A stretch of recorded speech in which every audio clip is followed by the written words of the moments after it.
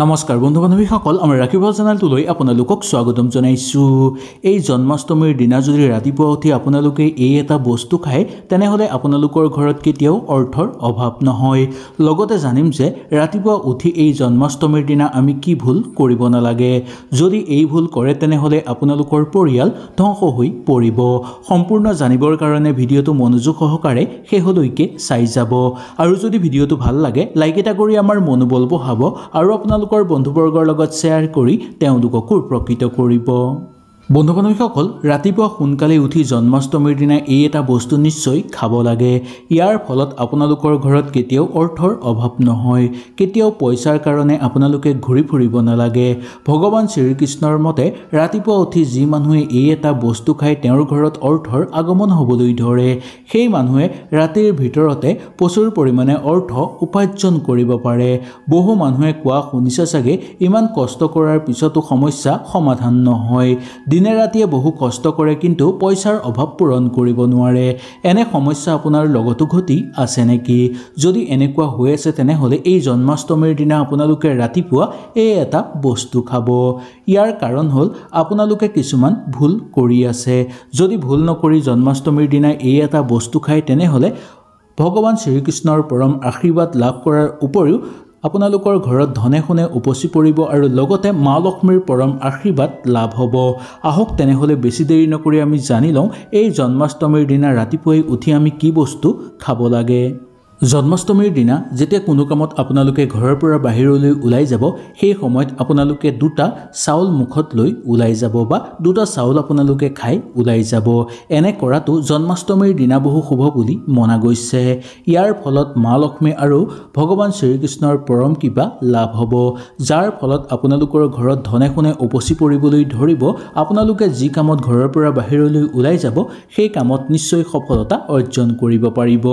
ওলাই যোৱাৰ লগে লগে আপোনালোকৰ জীৱনলৈ দ্ৰব্য লাভ হ'ব আৰু ভগৱান শ্ৰীকৃষ্ণ আৰু মা লক্ষ্মীৰ পৰম আশীৰ্বাদ লাভ কৰিবলৈ সক্ষম হ'ব। ঘৰত সুখ শান্তি বিৰাজ হ'ব, সকলো দিশৰ পৰা আনন্দ হ'ব আৰু ঘৰত শুভ পৰিৱেশ বিৰাজ হ'বলৈ ধৰিব। ঘৰত যদি কিবা বেয়া শক্তিয়ে ঠাই লৈ আছে সেইবোৰো আপোনালোকৰ জীৱনৰ পৰা নোহোৱা হৈ পৰিব। 2 নম্বৰটো, ৰাতিপুৱা যেতিয়া আপোনালোকে কামলৈ ওলাই যাব সেই জন্মাষ্টমীৰ দিনা আপোনালোকে পূজা ঘৰলৈ প্ৰথম যাব আৰু গৈ ভগৱানৰ পূজা কৰিব। যদি আপোনালোকৰ ঘৰত পূজা ঘৰ নাই তেনেহলে আপোনালোকে ভগৱানৰ মূৰ্তি বা ভগৱানৰ ফটোৰ সন্মুখতো সেৱা এটা কৰি ওলাই যাব। আৰু তাত যদি আপোনালোকে ফুল দি পূজা কৰি আছে বা যদি আপোনালোকে ফুল দি পূজা কৰে তেনেহলে সেই ফুলৰ পৰা এটা পাহি লৈ তাৰ পিছত খাই ভগৱানৰ প্ৰণাম কৰি ওলাই যাব। এনে কৰিলে ভগৱান শ্ৰীকৃষ্ণৰ পৰম আশীৰ্বাদ লাভ কৰিব পৰা যায়।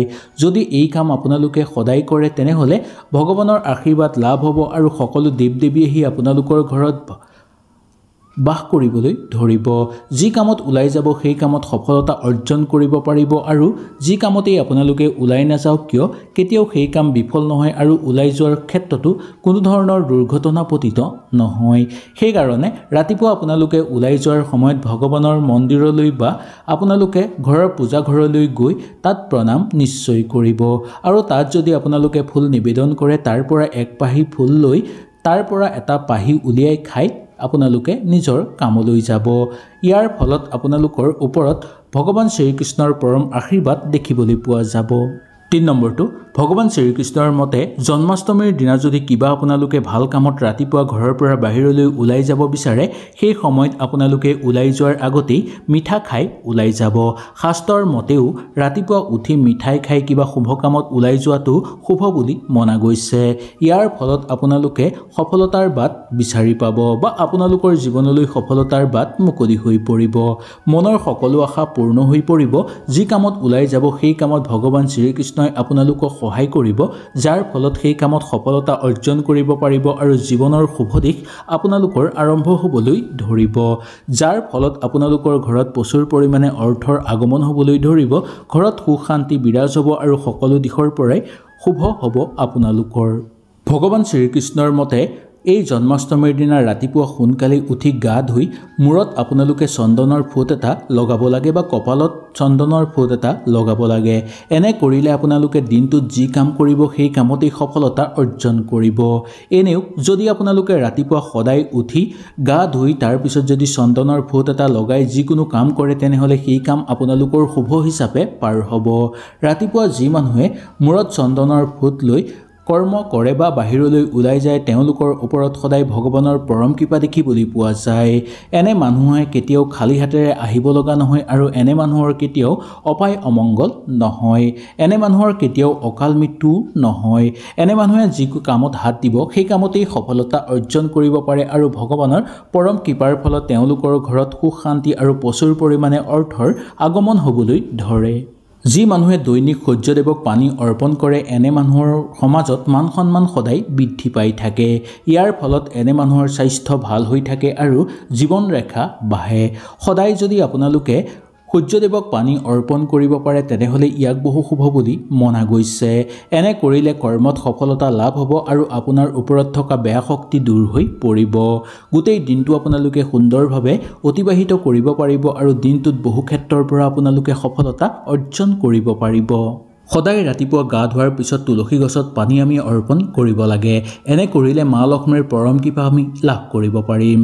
শাস্ত্ৰৰ মতেও কোৱা হৈছে যে যি ঘৰত তুলসী গছ থাকে আৰু যি ঘৰত তুলসী গছক সন্মান কৰা হয় আৰু সদায় তুলসী গছক পানী অৰ্পণ কৰা হয় তেনে ঘৰত সদায় সুখ শান্তি হয়। এনে ঘৰত সদায় মা লক্ষ্মীয়ে বাস কৰে। এনে ঘৰত কেতিয়াও অপায় অমংগল নহয় আৰু এনে ঘৰত কেতিয়াও বেয়া শক্তিয়ে প্ৰৱেশ কৰিব নোৱাৰে। সেইকাৰণে এই জন্মাষ্টমীৰ দিনা বুলিয়েই নহয় সদায় যদি ৰাতিপুৱা আপোনালোকে গা ধোৱাৰ পিছত তুলসী গছত পানী অৰ্পণ কৰিব পাৰে তেনেহ'লে আপোনালোকৰ বহু ভাল হ'ব। ইয়াৰ ফলত মা লক্ষ্মী সন্তুষ্ট হৈ পৰিব, ঘৰত ধন সম্পত্তি বৃদ্ধি পাবলৈ ধৰিব আৰু কৰ্মক্ষেত্ৰতো আপোনালোকে সফলতা অৰ্জন কৰিব পাৰিব। সদায় পূজা ঘৰত ধূপ ধূনা বা চাকি জ্বলাব লাগে। ধূপ ধূনা আৰু চাকি জ্বলালে আমাৰ ঘৰত থকা বেয়া শক্তি দূৰ হৈ পৰে। ইয়াৰ বাহিৰেও ধূনামূলা যদি গোটেই ঘৰৰ বাহিৰে ভিতৰে আপোনালোকে ঘূৰাব পাৰে তেনেহ'লে ইয়াৰ ফলত আমাৰ ঘৰৰ পৰা সকলো বেয়া শক্তি দূৰ হৈ পৰিব। ঘৰত কেতিয়াও বেয়া শক্তি প্ৰৱেশ কৰিব নোৱাৰিব। ঘৰত সদায় শুভ শক্তিৰ আগমন হ'বলৈ ধৰিব। বাস্তুশাস্ত্ৰৰ অনুসৰিও কোৱা হৈছে যে যদি ধূনামূলা বা চাকি আমাৰ ঘৰত সদায় জ্বলোৱা হয় বা পূজা ঘৰত যদি ধূপ ধূনা বা ধূপ চাকি জ্বলোৱা হয় তেনেহ'লে ইয়াৰ ফলত আমাৰ ঘৰৰ পৰা বাস্তুদোষ দূৰ হৈ পৰিব। ঘৰত শুভ শক্তিৰ আগমন ঘটিবলৈ ধৰিব আৰু সকলো দেৱ দেৱী আমাৰ ঘৰলৈ আগমন হ'ব। মনত ৰাখিব লগা কথা হ'ল যে জন্মাষ্টমীৰ দিনা ৰাতিপুৱা সদায় শান্ত মনেৰে আমি থাকিব লাগে। ঘৰৰ সকলো মানুহ শান্ত হৈ থাকিব লাগে। কেতিয়াও এইদিনা কন্দল কৰিব নালাগে। বহু মানুহৰ ঘৰত ৰাতিপুৱা কন্দল বা সন্তানৰ কাৰণে কন্দল, পতি পত্নীৰ মাজত কন্দল বা সৰু ল'ৰা ছোৱালীৰ মাজত কন্দল বা মা সন্তানৰ মাজত কন্দল বা ঘৰৰ যিকোনো পৰিয়ালৰ লগত কন্দল হৈ থাকে। কিন্তু যদি এই জন্মাষ্টমীৰ দিনা আপোনালোকে এনে কন্দল কৰে তেনেহ'লে আপোনালোকৰ ঘৰত কেতিয়াও মা লক্ষ্মী প্ৰৱেশ নকৰিব। এনে কৰিলে আপোনালোকৰ ঘৰত বেয়া প্ৰভাৱ পৰিব আৰু গোটেই দিনটো অশান্তভাৱে পাৰ হ'ব। সেইকাৰণে ৰাতিপুৱা উঠাৰ পিছত সদায় ভাল ভাৱত থাকিব লাগে আৰু হাঁহি ধেমালিৰে পাৰ কৰিব লাগে। ইয়াৰ ফলত ঘৰত সুখ শান্তি সদায় বিৰাজ হয় আৰু মা লক্ষ্মী এনে ঘৰত সদায় বাস কৰে। হয়তো এই ভিডিঅ'টোৰ যোগেদি আপোনালোকে সুন্দৰভাৱে বুজি পালে। যদি কিবা অসুবিধা পালে নিশ্চয় মোক তলত কমেণ্ট কৰি জনাব। তেনেহ'লে আজিলৈ আপোনালোকৰ ওচৰৰ পৰা বিদায় লৈছোঁ। কালিলৈ পুনৰ আপোনালোকক লগ পোৱাৰ প্ৰতিশ্ৰুতিৰে আজিলৈ নমস্কাৰ।